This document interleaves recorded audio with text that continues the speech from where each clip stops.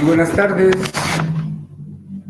buenas tardes a todos, bienvenidos a esta clase virtual de esta fecha, 25 de septiembre del 2022.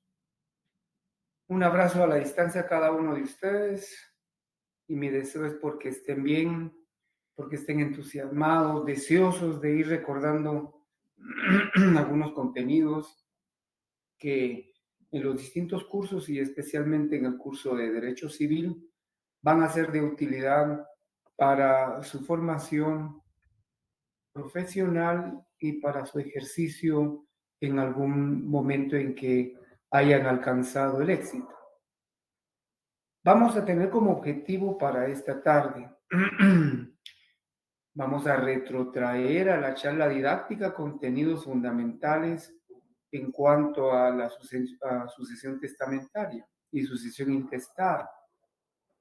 Por supuesto, en consonancia con los fundamentos tanto civiles, sustantivos como procesales civiles, es decir, en materia adjetiva, y de algunas otras materias a las que hagamos referencia en nuestra clase.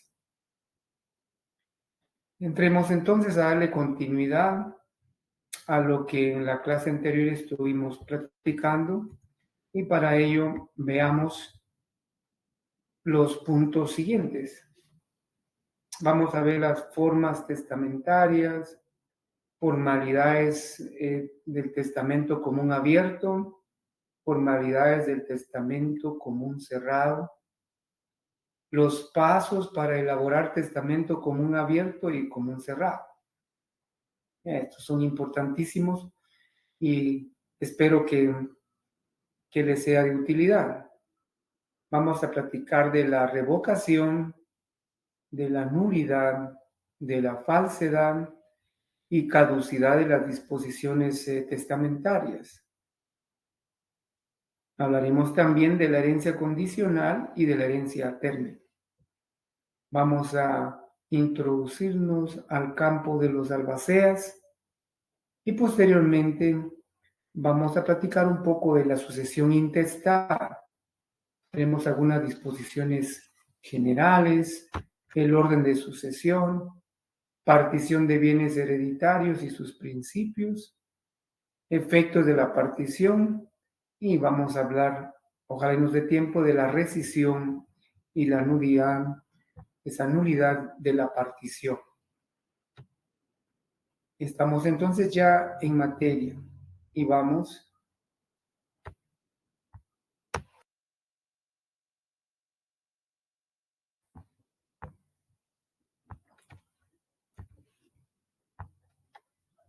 con las formas testamentarias. Recordemos que hemos estado platicando de los testamentos comunes, el testamento común abierto, el testamento común cerrado. Lo hemos enfocado en la clase anterior, pero no es malo retroalimentar un poco el tema y tener en cuenta que el Código Civil regula esas formas testamentarias desde el artículo 954 en adelante. Y recordar también que esos testamentos común abierto deberá otorgarse en escritura pública. Ese es un requisito esencial para su validez. Es necesario también que veamos de esas formas testamentarias los testamentos cerrados. En los puntos que vamos a desarrollar, enfocaremos esos testamentos cerrados. Y los testamentos especiales, recordemos que estos son otorgados en circunstancias anormales, es decir, no del tracto común de las relaciones interpersonales, sino se dan en circunstancias muy, muy específicas. Y no deben reunir, no son tan formales como los testamentos comunes. De hecho, la doctrina los califica como testamentos extraordinarios. Si vemos formalidades del testamento común abierto, tenemos que Son esos requisitos esenciales que deben constar en los instrumentos públicos. Yo sí les suplico que tengamos a la mano el código de notariado para ir viendo esas formalidades y que nos vayamos al artículo, por favor, al artículo 31 y así poder ir de una vez realizando la integración de esta norma. El artículo 31 del Código Notarial son formalidades esenciales de los instrumentos públicos. ¿Cuáles? Hace una descripción, lugar y fecha del otorgamiento, nombre y apellido o apellidos de los otorgantes, razón de haber tenido a la vista los documentos que acreditan la representación legal suficiente de quien comparezca en nombre o a nombre de otro. La intervención de intérprete cuando el otorgante ignore el español. La relación del acto o contrato con sus modalidades. Y por supuesto, las firmas de los que intervienen en el acto o contrato o la impresión dactilar en su caso. Esas son formalidades esenciales, es decir, para todos los instrumentos, para todos los instrumentos notariales, los instrumentos públicos. Pero las formalidades especiales del testamento las encontramos nosotros en el artículo 42 del Código Notariado. Por favor, tenga ese código a la mano, acompáñeme y juntos vayamos a ver esas formalidades esenciales para el otorgamiento de testamentos. Recuerde que abarca el título cuarto del Código de Notariado y son realmente descriptivas, son disposiciones taxativas que vamos a conocer o a recordar. La escritura pública de testamento, además de las formalidades generales, las que ya vimos, contendrá las especiales siguientes. La hora y sitio. La hora y sitio en que se otorga el testamento. La nacionalidad del testador. La presencia de dos testigos que reúnan las calidades que exijan o que exige el Código Notariado. La fe de la capacidad mental del testador a juicio del notario. Que el testador exprese por sí mismo su voluntad. Que el testamento se lea clara y indistintamente por el testador o la persona que él elija. Y se averigüen al fin de cada cláusula, viendo y oyendo al testador, si el contenido de esa cláusula es la expresión fiel de la voluntad del testador.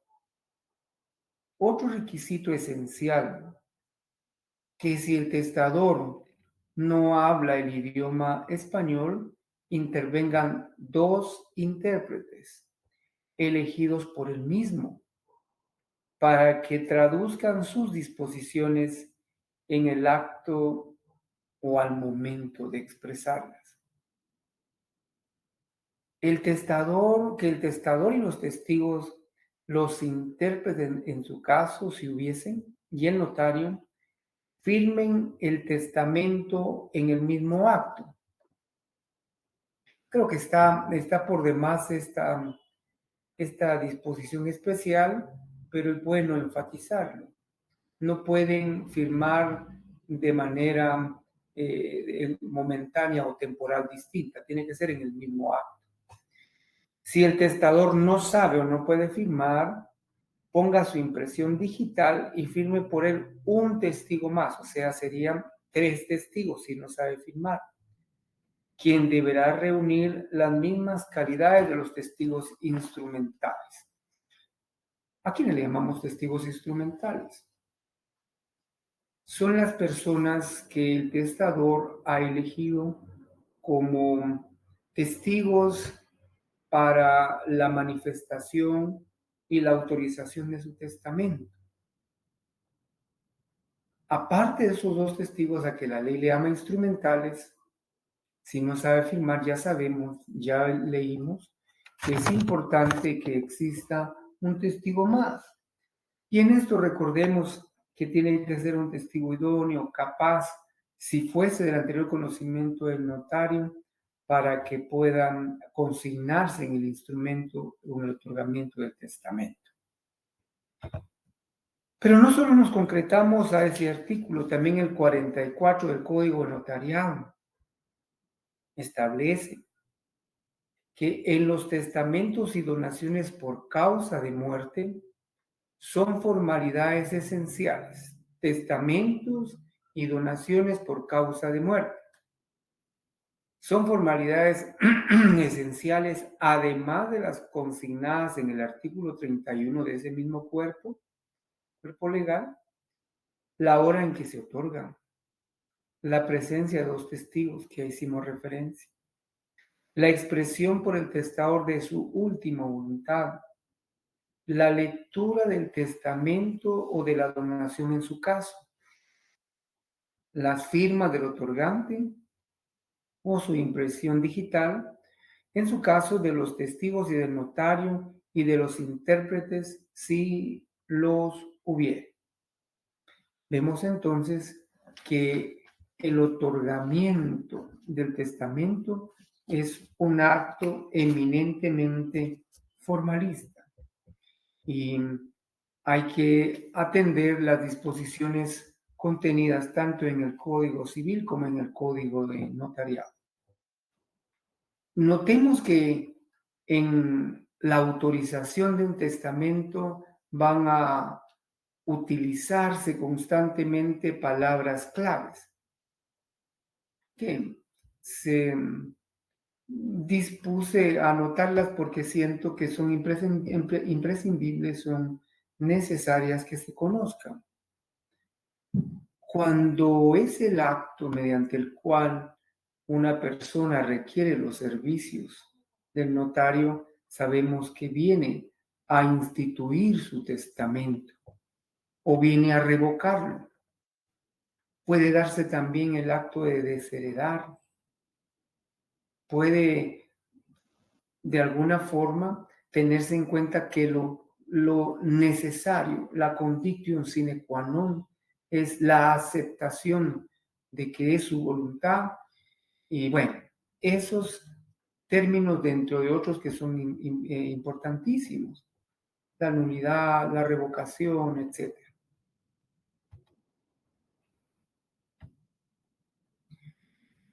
Hay formalidades que también tenemos la necesidad de referirlas para que no descuidemos ese marco sustantivo.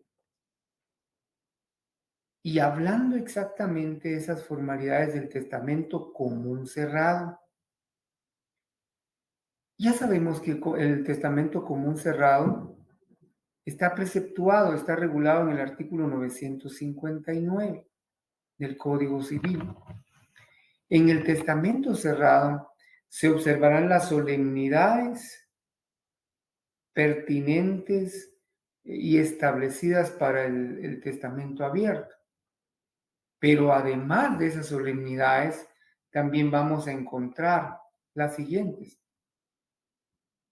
El testamento común cerrado debe o puede ser otorgado en cualquier papel.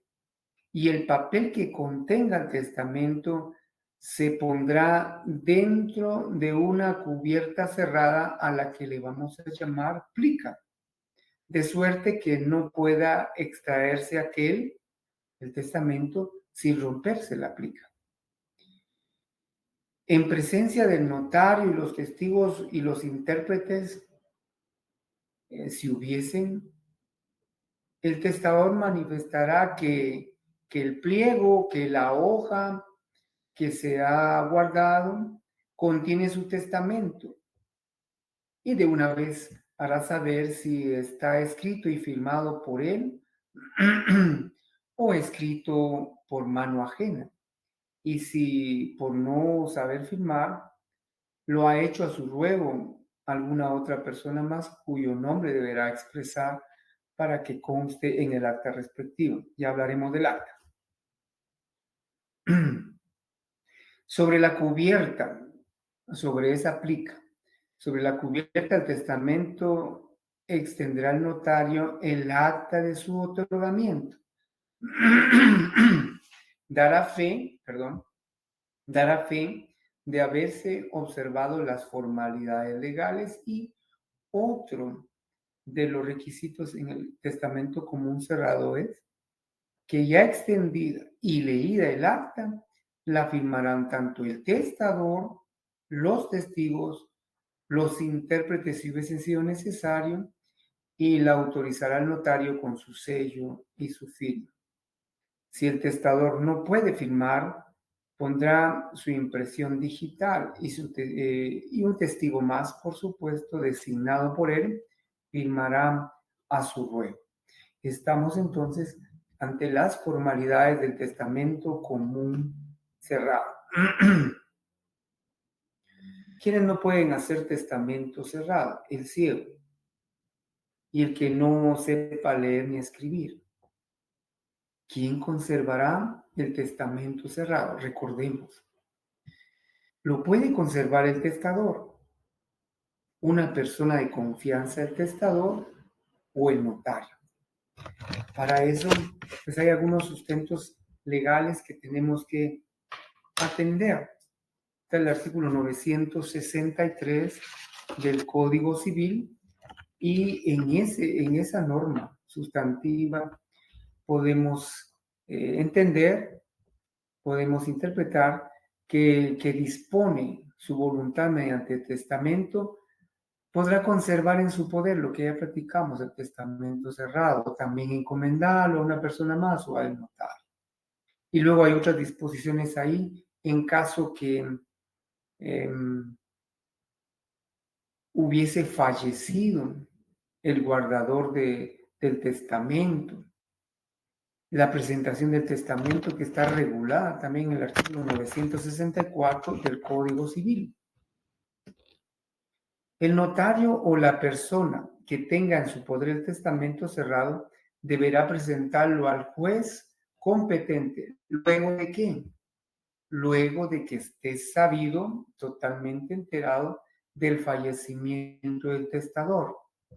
Y a más tardar dentro de 10 días, bajo pena de responder de daños y perjuicios. Es necesario tener en cuenta que el sobre debe entregarse debidamente cerrado. Para eso es necesario integrar el artículo 461 del Código Procesal Civil. Veamos, por favor, la necesidad de integrar esta norma procesal. El artículo 461 del Código Procesal Civil y Mercantil preceptúa requerimiento y entrega del testamento. El que tenga en su poder, si el testador ha dispuesto dejar ese testamento en poder de una persona de su confianza, pues la ley establece específicamente el artículo 461 que el que tenga en su poder un testamento tiene el deber de presentarlo al juez competente tan pronto conozca la muerte del testador, a solicitud de cualquier heredero, del cónyuge supérstite o del presunto albacea. Puede el juez apercibir al tenedor de un testamento de persona fallecida la entrega del documento. Es decir, que si la persona de confianza bajo cuyo dominio haya quedado en depósito o a reserva o encomendado el testamento, si no lo entrega al juez, puede. a requerimiento de un heredero o albacea a percibirlo para que proceda a entregarlo. Muy bien, en caso de renuencia ordenará el secuestro. Bueno, ¿qué sucede si la persona a quien el testador le dejó encomendado el resguardo o la conservación del testamento cerrado no lo entrega? Herederos pueden requerir la intervención judicial. El juez ordena, apercibe al guardador, digamos, el conservador del testamento cerrado para que...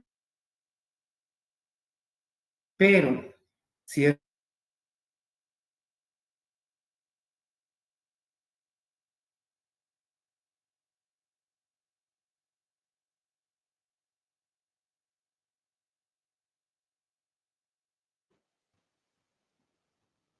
un momentito, un lapsus, pero estamos de nuevo. Eso significa que puede el juez decretar una medida o una providencia precautoria consistente en el secuestro del testamento. Esa es una posibilidad que puede darse si el guardador incumple con entregarlo. Eso lo encontramos preceptuado en el artículo 461 del Código Procesal Civil y Mercantil. Pero no podemos quedarnos solo allí. Veamos, por favor, el artículo 467, del Código Procesal Civil y Mercantil. En el acto de entrega del testamento cerrado, aquí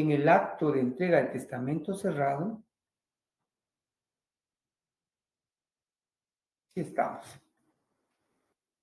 En el acto de testamento, de entrega, mejor dicho, el testamento cerrado, y antes de cualquier otro trámite, el juez, a presencia del solicitante y del secretario, levantará acta que exprese cómo se encuentra la cubierta y sus sellos.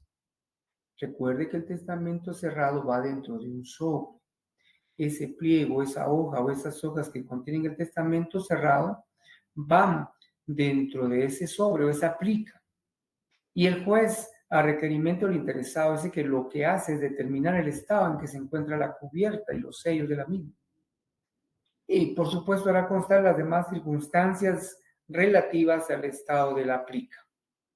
El acta será suscrita por el juez y por las demás personas que hubieran concurrido al acto. Eso está preceptuado en el artículo 467 del Código Procesal Civil y Mercantil.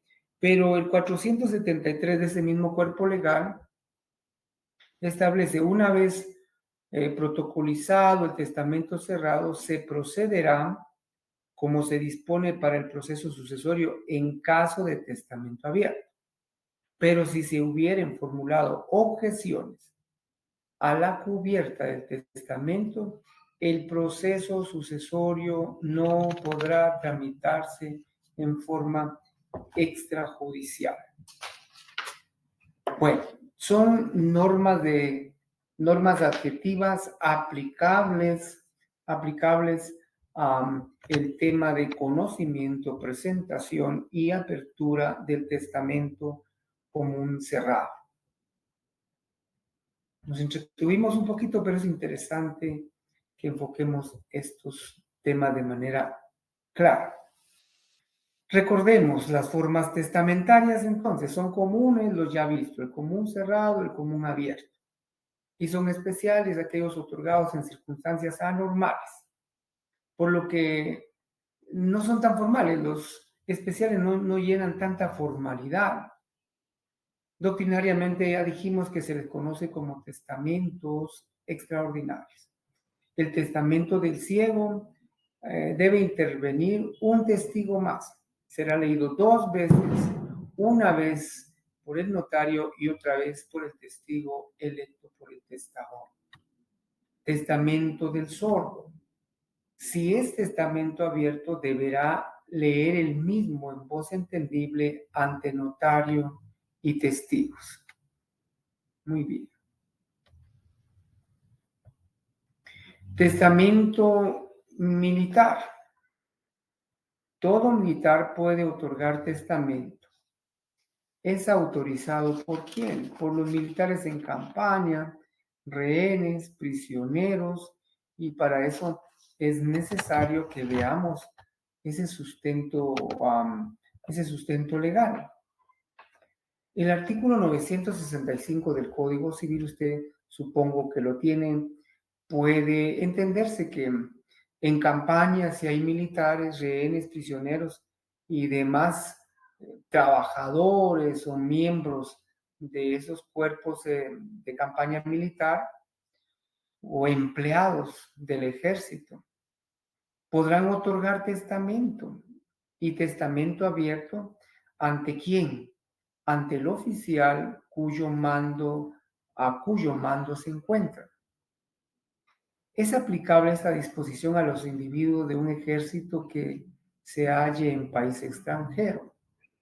Si el testador estuviera enfermo o estuviera herido, podrá otorgar ante el facultativo que lo asiste o ante un oficial de cualquier categoría. Si estuviera en destacamento, ante el que manda en ese destacamento, aunque sea su subalterno.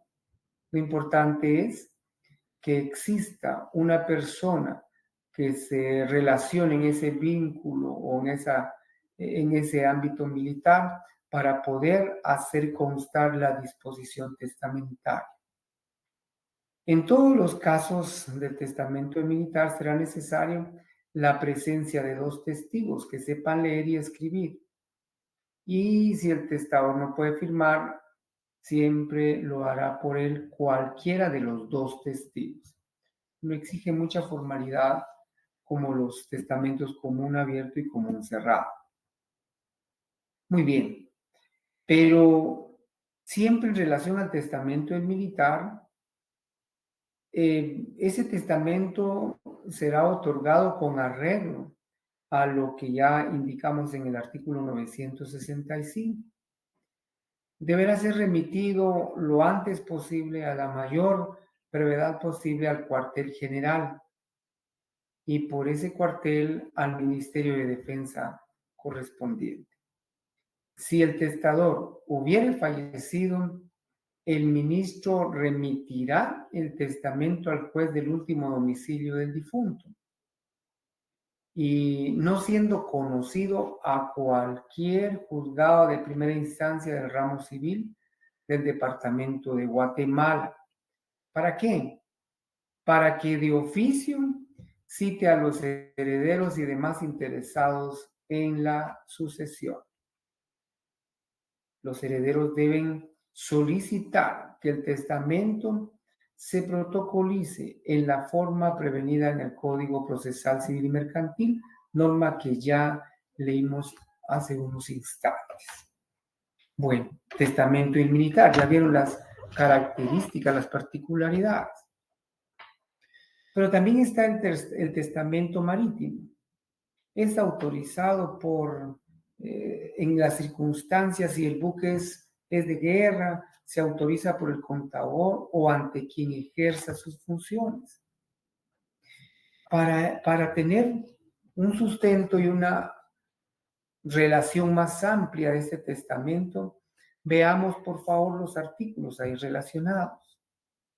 Los testamentos marítimos, abiertos o cerrados, de los que vayan a bordo o durante un viaje marítimo, se otorgarán de la forma siguiente. Tiene sus requisitos, tiene su particularidad.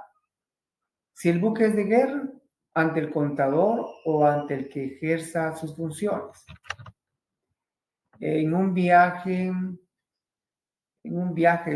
si no se hallare persona específica al mando de, veamos por favor. La ley establece que cuando el testador esté en presencia de 2 testigos que sepan leer y escribir, será esa una de las disposiciones a observar. Y que vean, por supuesto, y entiendan al testador. El comandante del buque o el que haga sus veces, quien fuese, pondrá además su visto bueno. Esta es una particularidad del testamento marítimo, que debe llevar el visto bueno de quien haga las veces de comandante del buque. En los buques mercantiles, no militares, sino mercantiles, autorizarán el testamento el capitán o el que haga sus veces, con asistencia de los testigos, como se expresó ya en el caso del testamento en buques militares o en guerra. En cualquiera de los casos, los testigos se van a elegir entre los pasajeros de los buques si los hubiera. Tenemos el testamento, veamos en el lugar incomunicado. Los que se hallen en lugar incomunicado por motivo de epidemia podrán hacer su testamento. Específicamente el Código Civil lo establece y que podrán hacerlo o podrán testar ante quién, ante el juez local y a presencia de 2 testigos que sepan leer y escribir. Esa es la regulación para el testamento en lugar incomunicado. Testamento del preso. O sea, los que están privados de libertad también pueden disponer de su patrimonio para después de su fallecimiento. Si el testador se encuentra preso, podrá, en caso de necesidad, otorgar su testamento. Podrá, en caso de necesidad, otorgarlo ante quién, ante el jefe de la prisión, pudiendo ser testigos a falta de otros los mismos detenidos o presos, con tal que no sean inhábiles por otras causas y por supuesto que sepan leer y escribir. En ese testamento del preso es nula toda disposición hecha a favor de los que tienen autoridad en la prisión, a menos que sean parientes del testador. Testamento del preso. Pero veamos también el artículo 973 puede parafrasearse indicando que este testamento especial solo son válidos, solo adquieren validez legal si el testador muere durante la situación a que dichos artículos se refieren, a que fallezca estando preso, a que fallezca estando en lugar incomunicado, etc.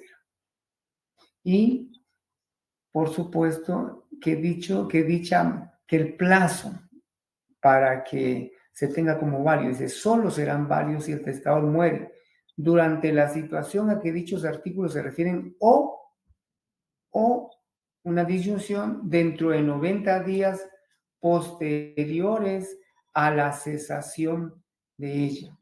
¿Cesación de qué? De la situación de privado, de la situación de incomunicado. No es válido el testamento mancomunado. Yo pienso que no podemos invertir mucho tiempo, pero es necesario atenderlo y comentarlo. No será válido en Guatemala el testamento mancomunado que los guatemaltecos otorguen en país extranjero, aunque lo autoricen las leyes de la nación donde se hubieran otorgado. 2 personas se juntan en el Canadá o en otro país X y para hacer un testamento mancomunado. No será válido ese testamento en nuestro país. Muy bien. Veamos testamento en el extranjero. El guatemalteco puede otorgar en el extranjero siempre que se ajuste a las leyes nacionales, aunque lo autorice la ley de la nación donde se hubieran otorgado. es autorizado ante el agente diplomático o consular de Guatemala. El artículo 976, hablando de lo que son los testamentos en el extranjero, establece que también podrán los guatemaltecos que se encuentren en país extranjero otorgar testamento abierto o cerrado.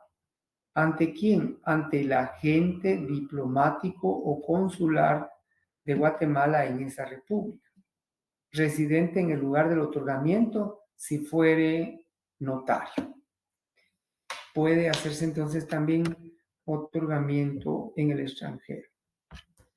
Muy bien, ya hablamos de que no procede el testamento mancomunado. Continuemos ahora y veamos, por favor, estos pasos para elaborar testamento común abierto. Pongámosle atención, por favor, a estos pasos para elaborar esos testamentos comunes abiertos que hemos hablado lo suficiente. Paso número 1. El testador comparece a la oficina del notario acompañado por sus testigos instrumentales.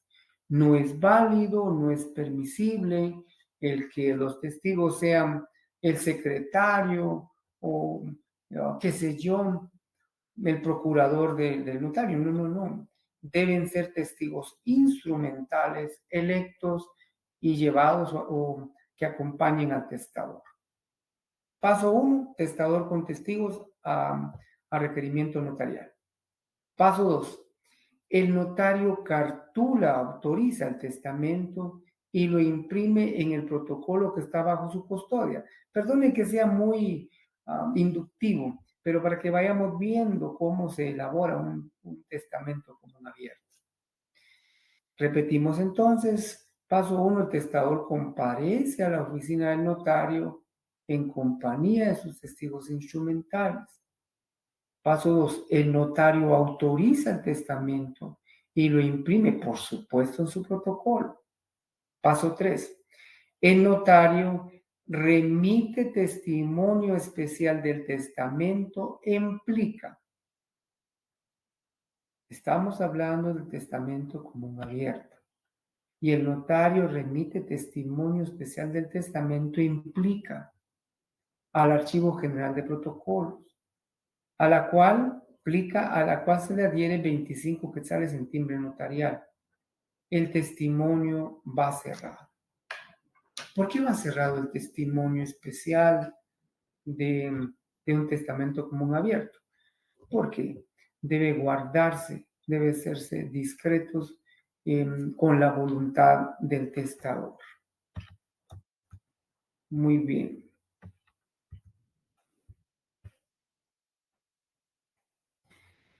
El testimonio especial del testamento común cerrado va abierto, es otra circunstancia. Veamos entonces el proceso para elaborar el testamento común cerrado.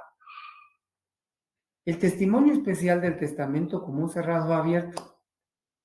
Los pasos de su elaboración nos permiten entender por qué razón. Paso 1.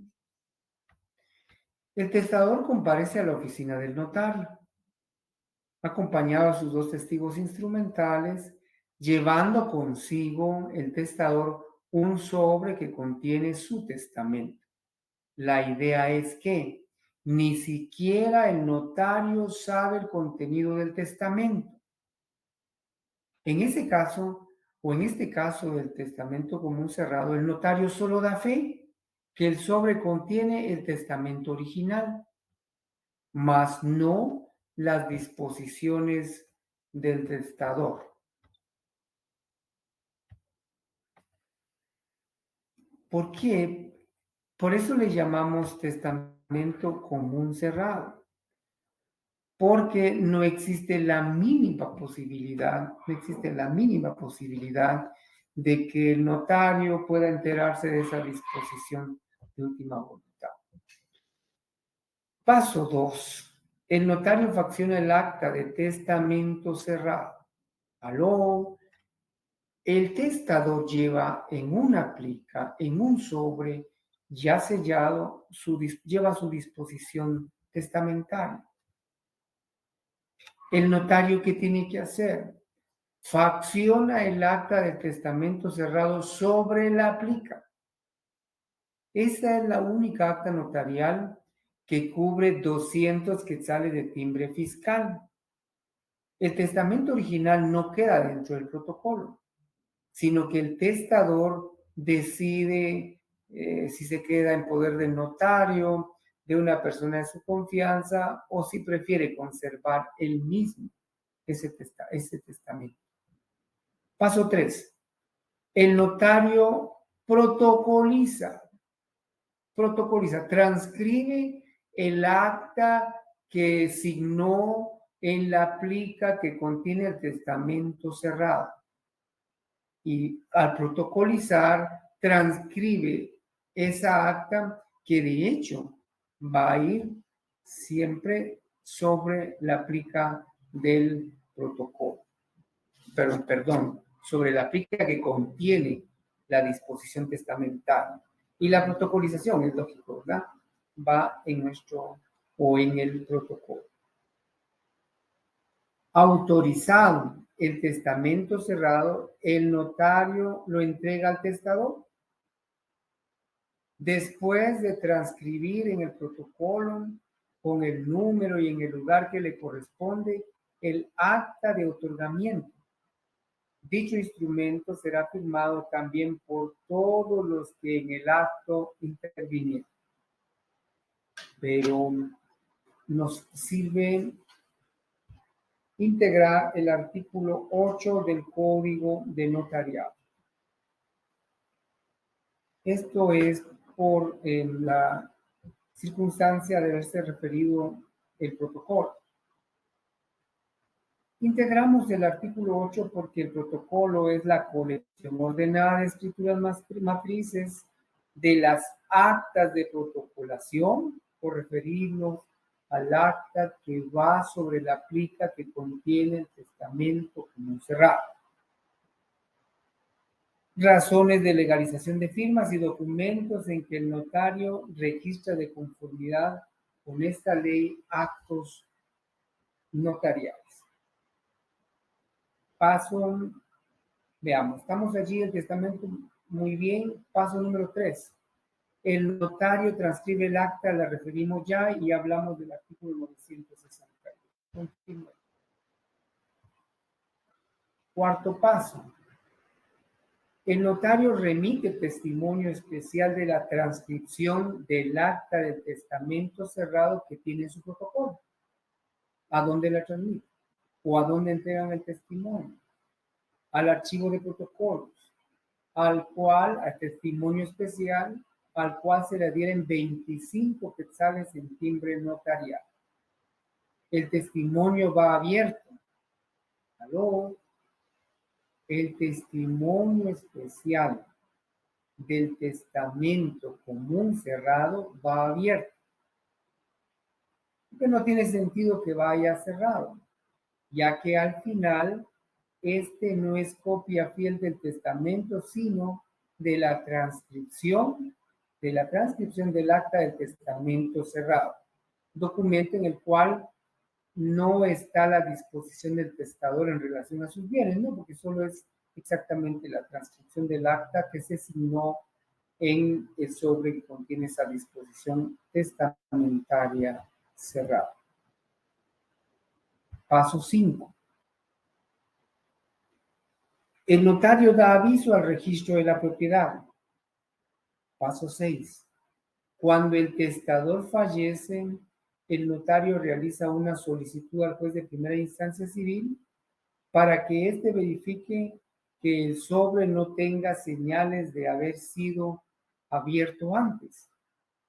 Esto se hace en una audiencia de apertura de testamento cerrado, tal como ya lo leímos en el Código Procesal Civil y Mercantil. Paso 7. Si todos están de acuerdo con el contenido del testamento, el juez ordenará al notario protocolizar el testamento. Allí inicia el proceso sucesorio testamentario.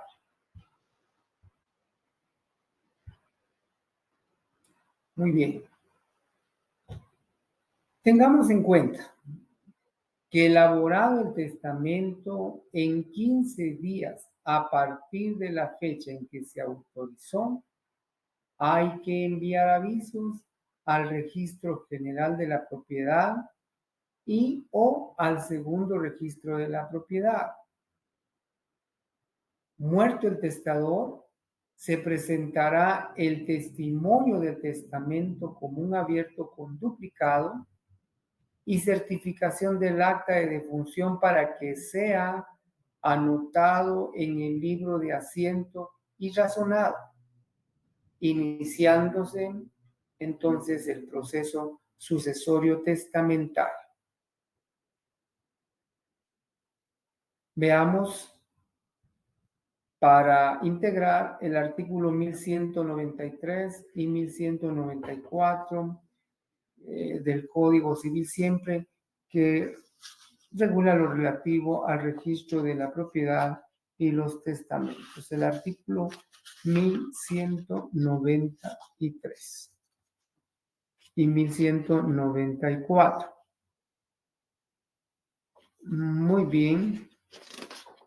Si tienen el Código Civil a su alcance, vean por favor que exactamente dentro del libro del registro de la propiedad existen registros de testamentos y de donaciones por causa de muerte. Y efectivamente, el artículo 1193 establece que en el registro de testamentos y donaciones por causa de muerte se hará constar que, ¿dónde se hacen constar? En el libro de testamentos abiertos y donaciones por causa de muerte, el nombre del testador o donante, con todas sus identificaciones o datos personales, el lugar, la fecha, la hora, el folio o los folios que corresponden al protocolo, el número y registro de papel sellado, otrora eso se hacía, en que estuviera extendido el original, y la constancia de haber firmado el testador o donante o el nombre de la persona que firmó a su ruego. ¿Qué otro se hace constar en relación a los testamentos? En el libro de testamentos cerrados se deja copia íntegra del acta que protege el testamento. En el libro de testamentos cerrados se deja copia íntegra del acta que protege el testamento. En el libro de testamentos especiales, los mismos datos que contienen el nombre, la ubicación, el lugar, la fecha y la hora, lo que hemos mencionado. Y luego la ampliación, revocación, nulidad o insubsistencia del testamento, donaciones, también puede hacerse constar en el libro de testamentos. Muerto el testador, se presentará el testimonio del testamento abierto con duplicado y certificación del acta de defunción para que sea anotado en el libro de asientos y razonado. Ahí de nuevo tendríamos que ir al artículo 467, al artículo 477 del Código Procesal Civil y Mercantil.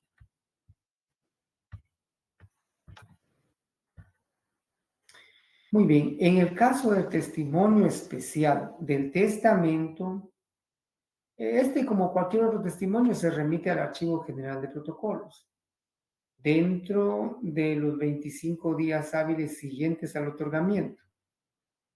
La única diferencia de este testimonio con el testimonio especial de cualquier otro instrumento público es que es el único testimonio que se remite e implica el testimonio especial, en el cual se cubre el impuesto notarial de 25 quetzales. Eso atendiendo lo que preceptúa el artículo 37 del Código de notariado. Busquemos, por favor, si me apoyan, ese artículo para integrarlo con el argumento que tenemos. Muy bien. Si en uno de los párrafos se lee, cuando se trate de testamentos o donaciones por causa de muerte, así como sus modificaciones o revocaciones, en el testimonio se entregará, el testimonio se entregará en plica firmada y sellada por el notario, expresando en la misma el número de orden, el lugar, la fecha y objeto del instrumento, el nombre de los otorgantes, así como el número y registro de las hojas de papel de protocolo en el que hubiese sido extendido. Tenemos allí, aparte de eso, el dar aviso. Esto es en cuanto al testimonio especial, dar aviso dentro del término indicado en la literal anterior y ante la misma dependencia de la Corte, sea el archivo de protocolos, de los instrumentos públicos cancelados, de los cuales no podrá extenderse copia. El aviso se enviará en papel sellado al menor valor y contendrá el número y la fecha del instrumento cancelado. Muy bien, ahí están establecidas las sanciones también en caso de incumplimiento. El artículo 37 del Código de Notariado nos establece una serie de compromisos u obligaciones notariales, no solo para testamentos, sino para todos los instrumentos que vayamos cartulando. Estamos entonces complementando lo relativo a el envío de testimonios especiales de los testamentos. Las donaciones por causa de muerte se rigen por las mismas disposiciones de los testamentos sobre legados. Donaciones por causa de muerte se rigen por las mismas disposiciones de los testamentos sobre legados. Para ello, oportuno es fundamentarnos en el artículo 943 del Código Civil. Por favor, busquemos esa norma para darle sustento a esta argumentación. 943, Código Civil. Las donaciones por causa de muerte se rigen por las mismas disposiciones de los testamentos sobre legados. Las disposiciones están establecidas y pueden concatenarse con lo que preceptúa el artículo 1002 al 1025 del Código Civil siempre. Continuemos entonces ahora con los pasos, ya casi concluyendo las disposiciones de última voluntad que pueden asumir el testador. Puede tomar decisiones en relación a la tutela, puede tomar decisiones en testamento en relación al reconocimiento de un hijo, puede constituir propiedad horizontal, puede constituir fideicomiso. Para ver esto del fideicomiso, resulta necesario que integremos el artículo 770 del Código de Comercio. El Código de Comercio en ese artículo establece constitución. El fideicomiso puede constituirse por contrato o instituirse por testamento. Encontramos ya entonces una norma aplicable más a la disposición testamentaria. Veamos en cuanto al reconocimiento de un hijo, artículo 212, para no dejar en el tintero esa fundamentación. El reconocimiento no es revocable, estamos hablando del reconocimiento de hijos. El reconocimiento no es revocable por el que lo hizo. Si se ha hecho en testamento y este se revoca, No se tiene por revocado el reconocimiento. Tampoco puede sujetarse a ninguna modalidad. Esta es una disposición que lo que hace es integrar y darle sustento a la característica del reconocimiento de los hijos, que es totalmente irrevocable. Aunque se haya hecho por testamento y se revoque este, no es posible entonces revocar el reconocimiento del menor. Veamos el artículo 529, por favor, del Código Civil siempre, y encontraremos en su literal C lo relativo a constituir propiedad horizontal. Cuando en disposición de última voluntad se instituya a los herederos o alguno de ellos como legatario de pisos de un mismo edificio susceptible de propiedad horizontal. Visto, hay otras disposiciones testamentarias que tienen sustento, como la tutela, como el reconocimiento de un hijo, la constitución de propiedad horizontal y la constitución del fideicomiso. Entramos ahora a los temas de revocación, nulidad, falsedad, caducidad de disposiciones del testamento. ¿Cuándo hay nulidad absoluta? ¿Cuándo hay nulidad absoluta? Es nulo el testamento que se otorgue o que se otorga sin atender solemnidades.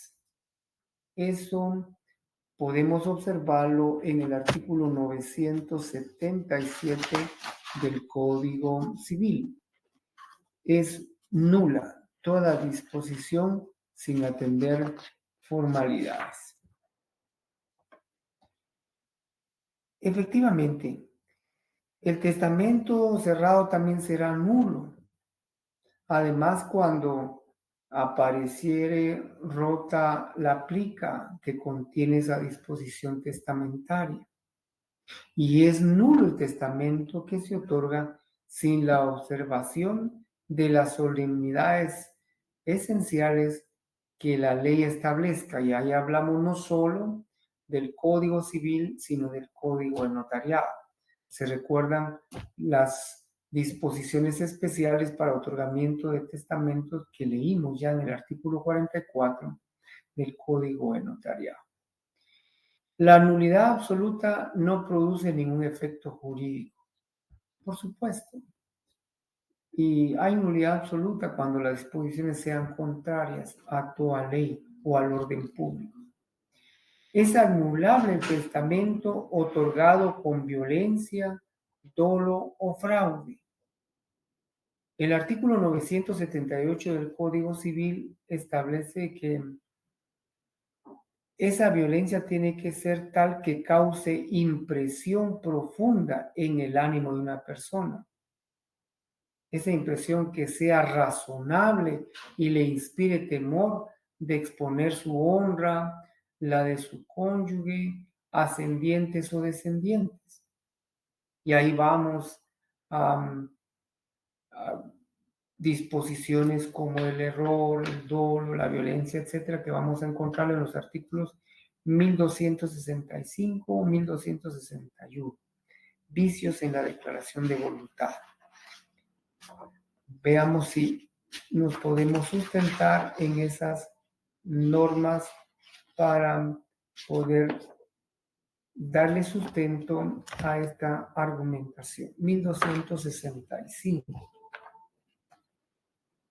Si me acompañan su Código Civil, por favor.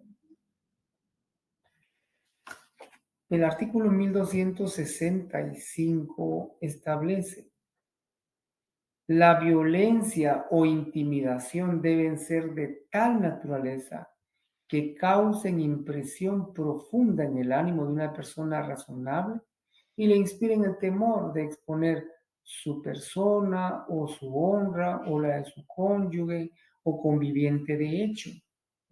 ascendientes, descendientes o hermanos.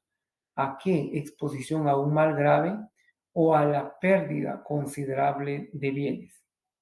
Si se trata de otras personas, el juez podrá declarar la nulidad según las circunstancias.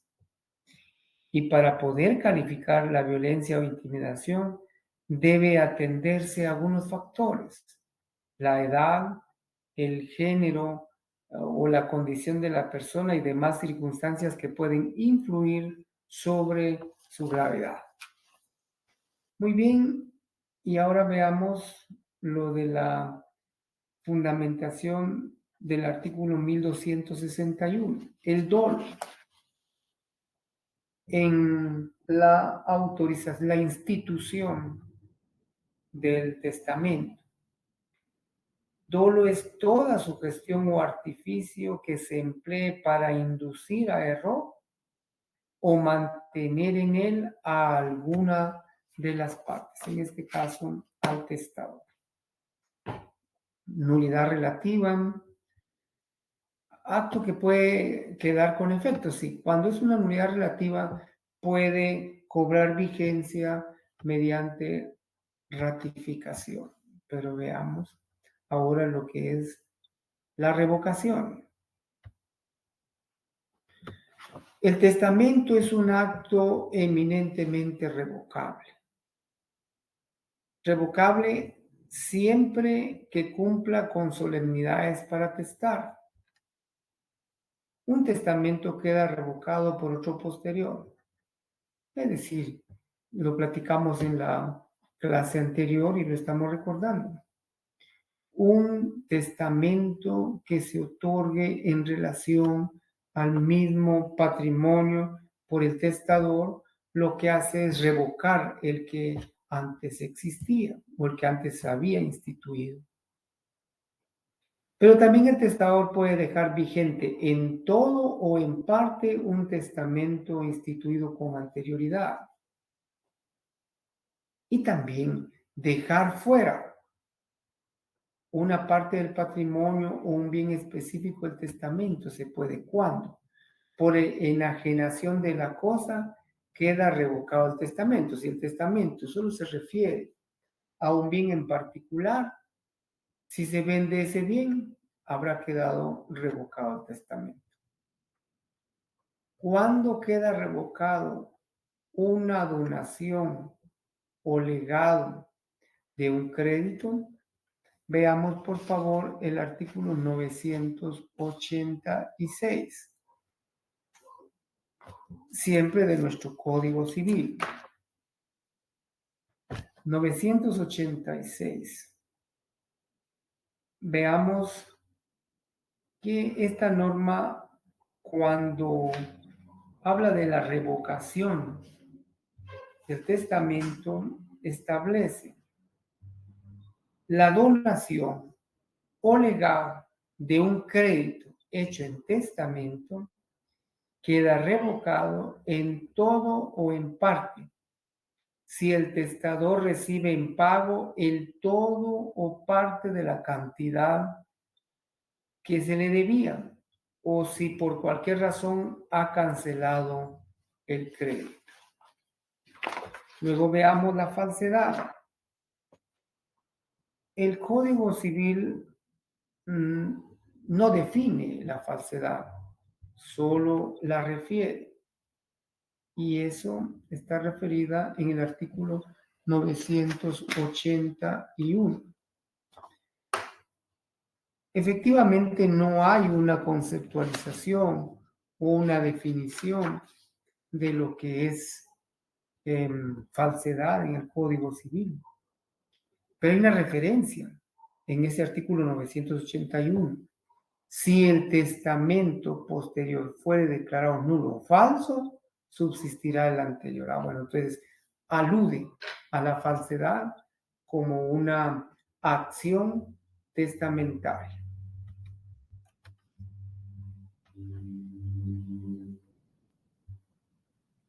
Muy bien. Caducidad.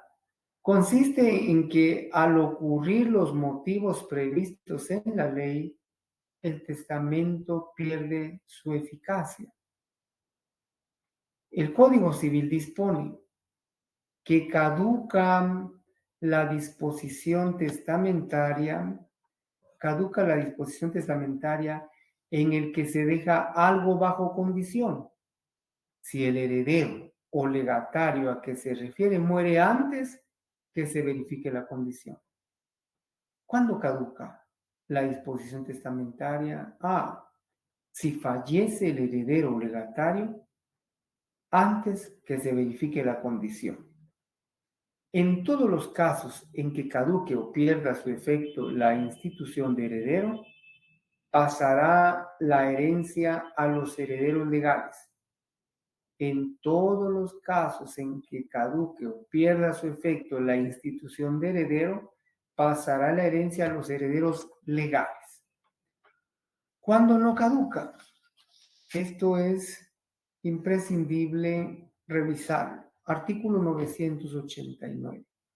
No caduca la disposición testamentaria si el testador nombrado heredero sustituto para el caso en el que el heredero instituido muera antes que él, o no quiera, o no pueda aceptar la herencia. Entonces, si el testador nombró un heredero sustituto, ahí no caduca la disposición testamentaria. Instituye el testamento a favor de Juan Pérez, pero instituyó también como heredero sustituto a Juanito Pérez. Fallece Juan Pérez, sí, pero está Juanito Pérez, entonces no caduca la disposición testamentaria. Muy bien, la herencia condicional, se recuerdan que hemos platicado un poquito de eso, enfaticémosla. Es aquella cuya eficacia depende de la realización de un acontecimiento futuro e incierto. Respecto a herencia condicional, regula el código. Condición de no enajenar, por ejemplo. Es una condición, no enajenar. Otra condición, no gravar. Solo será válida hasta la mayoría de edad y 5 años más de los herederos o legatarios. Se tendrá por no puesta la condición de no casarse. Por supuesto, si la condición fuera de que mi hijo no se case, esa sería una vulneración a un derecho personalísimo. Pues se tendrá por no puesta esa condición testamentaria. Pero será válida esa disposición si el testador impide el matrimonio con una persona determinada. Ok, no es, perderá su vigencia, o la condición para que el testamento surta efecto no estando presente el testador, siempre y cuando no contraiga matrimonio con Shakira. ¿Se me ocurrió o no? Ahí debe entonces atenderse y será válida la disposición porque está refiriéndose a una persona en particular. ¿Puede legarse al causaviente, al legatario? Sí, el usufructo, uso, habitación por el tiempo que esté soltero. También puede ser objeto de legado, nación condicional. Muy bien. Herencia a término se establece por el testador cuando en el testamento se designa día o tiempo en que haya de comenzar o cesar el efecto de la institución de heredero o legatario. Veamos. Cuando el término se fija para que comience el efecto de la institución de heredero o legatario, recuerde, se denomina o inicial. Cuando el término se fija para que cese dicho efecto, se denomina término o condición resolutoria o final. En herencia o legado conferido desde el día repito, en herencia o legado conferido desde día determinado, Los frutos de bienes hasta que llegue ese día le corresponden a los herederos legales. Entremos al tema del albaceazgo, los albaceas. Spin Cánovas escribe: las disposiciones testamentarias pueden ser cumplidas directamente por los herederos, pero estos pueden faltar o por diversas causas puede el testador desear que no sean los mismos herederos los encargados de velar por el cumplimiento de su testamento. Cuando no quiere el testador que sean sus mismos herederos los que cumplan esa disposición, el testador puede nombrar una o más personas llamadas albaceas. Entonces el albacea es la persona que por disposición del testador se encarga de administrar o hacer que se cumpla la disposición testamentaria. Esa palabra albacea proviene del árabe al-wasin, igual ejecutor o testamentario. Ejecutor es el albacea. Y esas disposiciones que el testador no quiso que los mismos herederos la cumplieran, esas disposiciones testamentarias ahora las puede cumplir el albacea nombrado. Entonces el albacea es ejecutor testamentario y es la persona a quien el testador encarga el cumplimiento de su voluntad. Clases. Está el albacea testamentario, si se instituye en testamento. Judicial, si es nombrado por renuncia, remoción o falta de el albacea que había sido nombrado. Requisitos y facultades del albacea.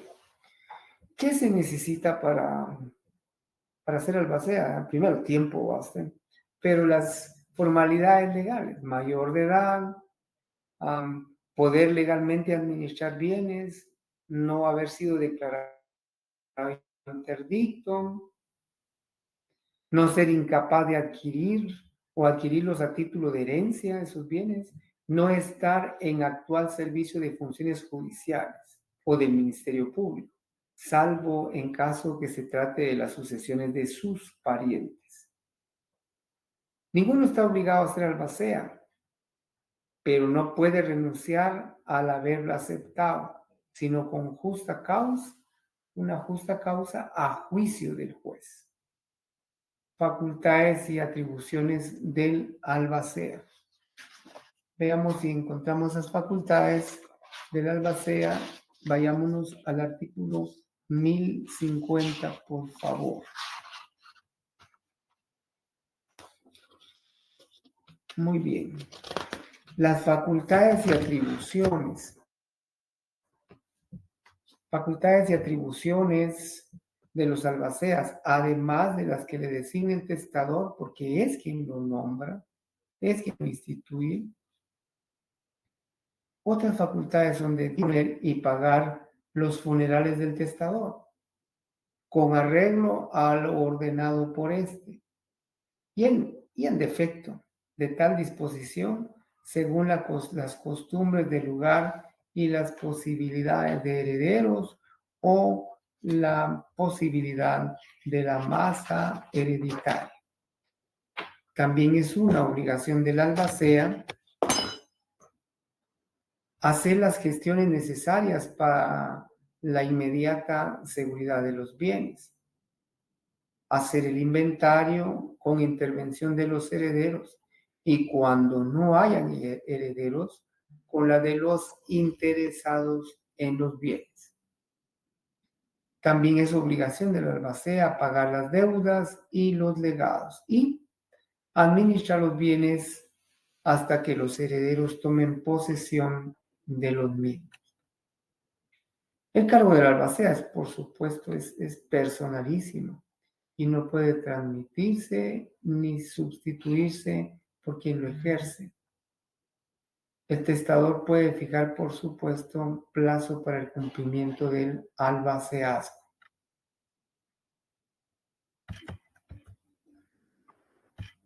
Muy bien. Dejamos en paz a los albaceas y nos vamos a introducir al mundo de la sucesión intestada. Realmente es, creo yo, lo más constante o lo más observable en las relaciones patrimoniales entre parientes. Casi siempre el propietario, el titular de los derechos, no dispone del total de su masa, con muy pocas excepciones. Y cuando sabemos que cuando el titular del patrimonio fallece, nace a la vida la sucesión. Y la sucesión, ¿cuándo tiene lugar? Exactamente al fallecer el titular de los derechos, al fallecer quien hizo posible una masa determinada. Pero la ley establece otras circunstancias, además de la sucesión intestada tiene lugar cuando no hay, por supuesto, condición necesaria que fallezca el titular. Y cuando la sucesión es intestada, cuando no hay testamento. O cuando falta la condición puesta en la institución de heredero, o el instituido muere antes que el testador, o es incapaz de heredar, o repudió la herencia.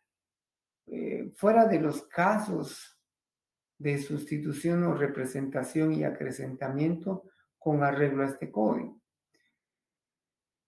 Cuando en el testamento no hay heredero instituido y el testador no ha dispuesto de todos sus bienes en legados, allí surge a la vida la sucesión intestada. Cuando el testador ha dejado de disponer de alguno o algunos o de todos sus bienes. Muy bien. Es bueno enfatizar un poco en que si se trata de una disposición testamentaria donde no se ha instituido heredero, o se trata que no sea dispuesto de parte de los bienes, el intestado solo procede respecto a los bienes de que no dispuso el testador, por supuesto. Si en un testamento el testador dispuso del 80% de sus bienes, el 20% restante puede ser objeto de una sucesión intestada. Muy bien, pero ¿cuál es el orden de la sucesión ahora? ¿Cuál es el orden de la sucesión? ¿Quiénes heredan? ¿Quiénes heredan? Lo que da lugar siempre a desconocimiento en la población en general, pero debe tenerse claro que el orden de sucesión intestada, la ley llama a la sucesión intestada en primer lugar a los hijos, incluyendo a los adoptivos, porque de conformidad con la Constitución, los hijos habidos dentro y fuera del matrimonio tienen los mismos derechos. Y en este caso, los adoptivos también entran a la primacía, al interés primario de sucesión intestada. Después de los hijos, orden de sucesión, cónyuge, siempre que no tenga derecho a gananciales, y van a heredar por partes iguales. No obstante, el cónyuge sobreviviente cuyo derecho gananciales sea menor que la cuota hereditaria que le correspondería en ausencia de gananciales, tendrá derecho, cónyuge supléstipe, el esposo sobreviviente o esposa sobreviviente, tendrá derecho a que se le complete un monto equivalente a dicha cuota, deduciéndose la diferencia de la masa hereditaria.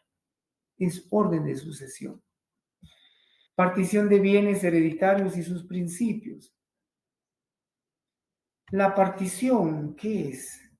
Es el acto por el cual del conjunto de bienes que forman la masa hereditaria se adjudica a herederos determinados bienes o partes proporcionales. Esa es la partición. Pero ¿cuáles son los principios de la partición del patrimonio hereditario? A no permanecer proindiviso. Eso significa que los herederos no están obligados, ni por temor reverente, ni por interés de uno de los herederos, a mantenerse sin dividir la cosa.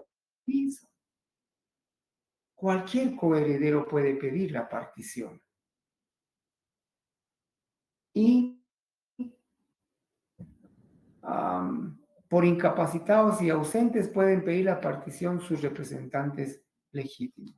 Sí, hay la posibilidad también que los representantes puedan, de los interdictos, puede ser, de los incapacitados y de los ausentes, sus representantes pueden pedir la partición.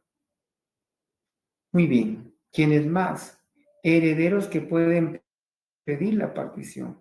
Todo coheredero, como ya lo notamos, que tenga la libre disposición de sus bienes puede pedir en cualquier tiempo la partición de la masa hereditaria.